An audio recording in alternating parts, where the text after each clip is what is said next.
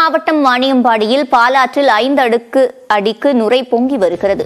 இதுகுறித்த விவரங்களை செய்தியாளர் வெங்கடேசனிடம் கேட்கலாம். வெங்கடேசன், விவரங்கள்.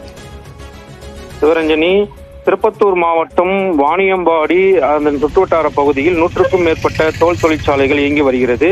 இந்த நிலையில் தமிழக நீர்பிடிப்பு பகுதியிலான ஆந்திரா வனப்பகுதி ஒட்டியுள்ள அண்மை காலங்களில் தொடர் மழை பெய்து வந்த காரணத்தினால் தற்பொழுது பாலாற்றினுடைய நீர்வரத்து அதிகரித்துள்ளது. இந்த நிலையில் ஆம்பூர் அடுத்து இருக்கக்கூடிய மாராப்பட்டு பாலாற்றின் ஒரு 5 அடி அளவிற்கான நுரை பொங்கியவாறு துர்நாற்றத்துடன் தற்பொழுது அந்த கழிவு நீரானது வெளியேறி வருகிறது.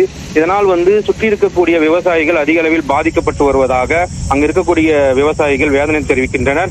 மேலும் இந்த வாணியம்பாடி சுற்றிட்டு இருக்கக்கூடிய 100க்கும் மேற்பட்ட தோல் தொழிற்சாலைகள் அந்த கழிவு நீரை பொது சுத்திகரிப்பு நிலையத்திற்கு அனுப்பாமல் தற்பொழுது பாலாற்றில் ஒரு சில தோல் தொழிற்சாலைகள் கலந்து விடுவதால் இந்த போன்ற ஒரு சம்பவம் ஏற்படுவதாக அங்கு இருக்கக்கூடிய விவசாயிகள் கடுமையாக பாதிக்கப்பட்டுள்ளதாக அவர்கள் வேதனை தெரிவிக்கின்றனர். எனவே மாவட்ட மாசு கட்டுப்பாட்டு வாரியம் இது குறித்து உரிய நடவடிக்கை எடுக்க வேண்டும் என்பதுதான் அங்கு இருக்கக்கூடிய விவசாயிகளின் கோரிக்கையாக உள்ளது. சிவரஞ்சனி, விவரங்களை வழங்கியமைக்கு நன்றி வெங்கடேஷ்.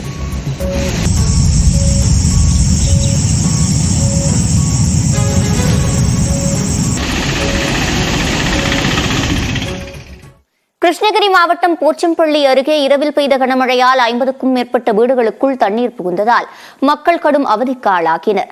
போச்சம்பள்ளி, கோணனூர், வடமலம்பட்டி சுற்றுவட்டார பகுதிகளில் நேற்றிரவு பலத்த மழை பெய்தது.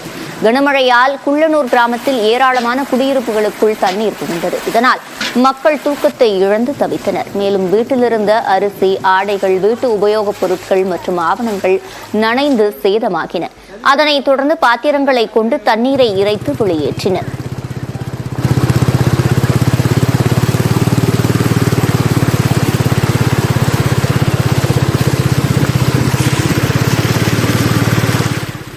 போச்சம்பள்ளி சுற்றுவட்டாரத்தில் கடந்த 20 நாட்களுக்கு முன்பு பெய்த கனமழையால் குடியிருப்புகள் மற்றும் விவசாய நிலங்களில் தண்ணீர் புகுந்து பெரும் சேதம் ஏற்பட்ட நிலையில் மீண்டும் குடியிருப்புகளுக்குள் தண்ணீர் புகுந்ததால் மக்கள் வேதனை அடைந்துள்ளனர். குள்ளனூர் கிராமம் முதல் போச்சம்பள்ளி வரையில் தண்ணீர் செல்லும் பாதையை மீட்டெடுக்க வேண்டும் என கிராம மக்கள் கோரிக்கை விடுத்துள்ளனர். இந்நிலையில் சேலம் மாநகரில் அஸ்தம்பட்டி, சூரமங்கலம், அம்மாப்பேட்டை, பொன்னம்மாப்பேட்டை, கொண்டலாம்பட்டி, சீலநாயக்கன்பட்டி உள்ளிட்ட பகுதிகளில் காலையில் மிதமான மழை பெய்தது. இதனால் பொதுமக்கள் பால், காய்கறி உள்ளிட்ட அத்தியாவசிய பொருட்களை வாங்க செல்ல முடியாமல் வீடுகளிலேயே முடங்கினர்.